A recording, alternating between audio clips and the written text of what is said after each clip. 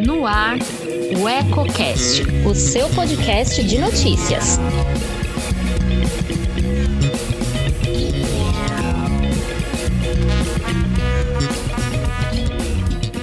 Olá, eu sou Elton Laude e começa agora mais um podcast Politicando, que toda semana traz alguns pontos e contrapontos da política em Lençóis Paulista e região. Quer saber o que está dando o que falar nos bastidores? Fique comigo.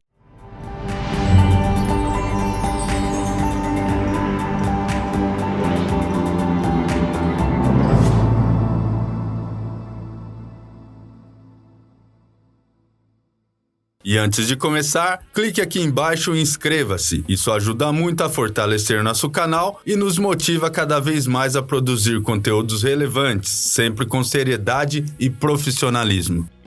Vamos começar o podcast de hoje falando da Câmara Municipal de Lençóis Paulista, que na noite dessa segunda-feira retomou os trabalhos após 3 semanas de recesso. A primeira sessão ordinária da reta final da atual legislatura foi marcada pelo retorno dos vereadores ao plenário da Sala de Sessões Mário Trecente, o que não vinha ocorrendo por conta da pandemia do novo coronavírus. O fim das sessões remotas foi consenso entre a maioria dos parlamentares, que vinham demonstrando bastante insatisfação com o andamento dos trabalhos. Para quem costuma acompanhar as sessões, não é difícil compreender o descontentamento diante de diversas falhas técnicas e operacionais que vinham ocorrendo, principalmente em relação à instabilidade das conexões com a internet. E o primeiro encontro do Legislativo não contou com a presença do vereador Paulo Henrique Vitaliano, o Paulinho, do PSDB. O motivo de sua ausência seria a suspeita de infecção pelo novo coronavírus. Caso isso se confirme, ele será o segundo a contrair o vírus na Casa de Leis.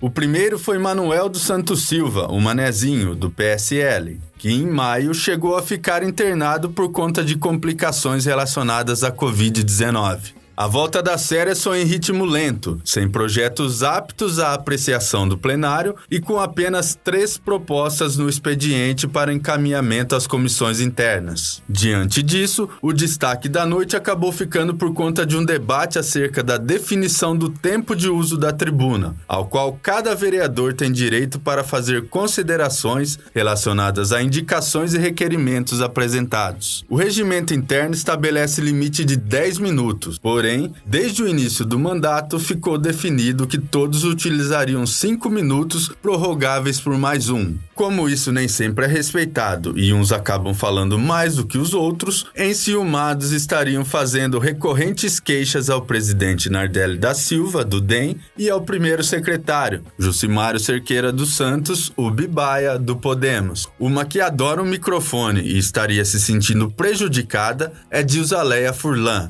a professora Dilza do DEM. A gota d'água para ela teria sido a última sessão remota, quando ficou visivelmente irritada ao ter o áudio cortado antes de sua conclusão. Seria ela, inclusive, um dos motivos para que o tempo de discurso voltasse a ser debatido quase no final do quadriênio legislativo. A proposta de Nardelli e Bibaia, aprovada pelos demais vereadores, foi para que os 5 minutos fossem mantidos até o final do ano. Mina Justo, do PSDB, sugeriu que a questão seja formalizada para que os ritos do Legislativo se enquadrem ao regimento interno da Casa. Convenhamos que é tempo mais do que suficiente, visto que muitas vezes o espaço serve mais para propaganda pessoal do que para explanações relevantes. Ainda em relação ao tempo, para que o limite seja respeitado, ficou definido que o microfone será desligado sempre que algum vereador atingir sua cota. Resta saber se isso vai funcionar e até quando vai funcionar. Pelo menos no primeiro dia, o controle foi aplicado. Quem teve a honra de inaugurar o modo silencioso foi João Miguel Diegoli, do PSL, que estourou o limite e ficou falando sem ser ouvido pelos demais. Passando agora para o campo das especulações, vamos falar das movimentações dos bastidores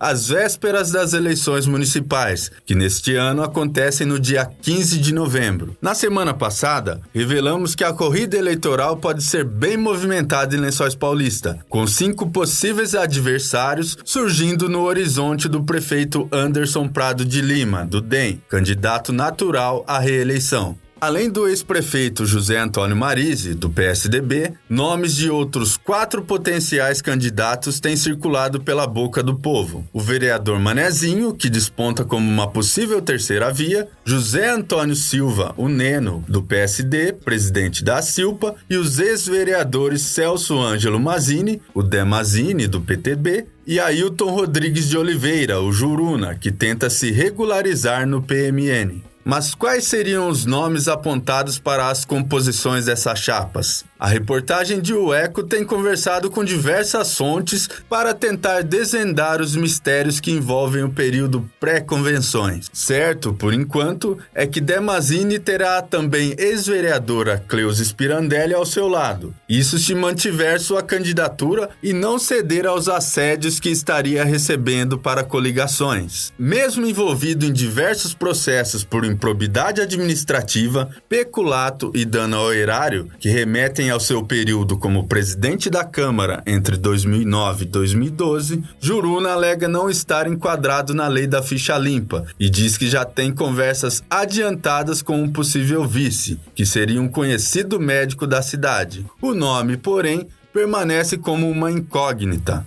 Já Neno, que afirma que Gilberto Kassab, presidente estadual do PSD, não abre mão de uma chapa majoritária na cidade, também tem conversado com diversos partidos e, segundo fontes, pode acabar fazendo uma composição com o PSDB, talvez até como vice de Marise. Se decidir ir para a briga, seu vice provavelmente sairá do próprio PSD, o empresário Marcelo Lourenço. Manezinho deve ter o futuro decidido apenas perto da convenção do PSL. Existem 3 possibilidades. A de uma chapa majoritária sem coligação, na qual o vereador João Miguel Diegoli e o tenente Resino Pereira surgem como possíveis vices. A de uma composição com o Podemos, que tem outros nomes cotados para o posto. E também a possibilidade de uma coligação com o DEM, com uma chapa Prado-Manezinho. O ex-prefeito Marise é o que tem a lista maior de possíveis vices, com pelo menos mais 5 nomes, além do já citado Neno. Do próprio PSDB surgem o dentista Márcio Santarém, a vereadora Mirna Justo e até o radialista Cristiano Castelhano, o Castelo. Do Cidadania despontam o vereador Leonardo Henrique de Oliveira, o Dudu do basquete, e o médico Norberto Pompermayer, com quem já governou entre 2001 e 2008. E falando em Dr. Norberto, corre na boca pequena que por conta de sua presidência no Comitê de Enfrentamento à Covid-19, ele estaria cada vez mais próximo ao prefeito Prado. Mesmo que ambos sejam de grupos políticos opostos, surgem fortes rumores de uma possível e surpreendente aliança. Talvez não seja este o plano A, mas como na política não se pode duvidar de nada, não custa esperar para ver. O atual chefe do executivo tem outros nomes na mesa. Em seu partido, o mais cotado seria o vereador André Sasso, o Cagarete, que até pouco tempo chefiava a Secretaria de Desenvolvimento Econômico. Mas também a possibilidade de uma mulher para compor a chapa, talvez a própria professora Dilza. Fora da legenda, o nome mais bem aceito seria o do já citado Manezinho. Agora é esperar para ver. E por hoje eu fico por aqui, mas nos encontramos novamente na semana que vem. Antes de sair, deixe seu like, comente o que achou e compartilhe com os amigos. Ainda não é inscrito em nosso canal? Clique aqui embaixo e não se esqueça de ativar as notificações para ser informado sobre os novos conteúdos. Tem coisa nova todo dia. Um abraço!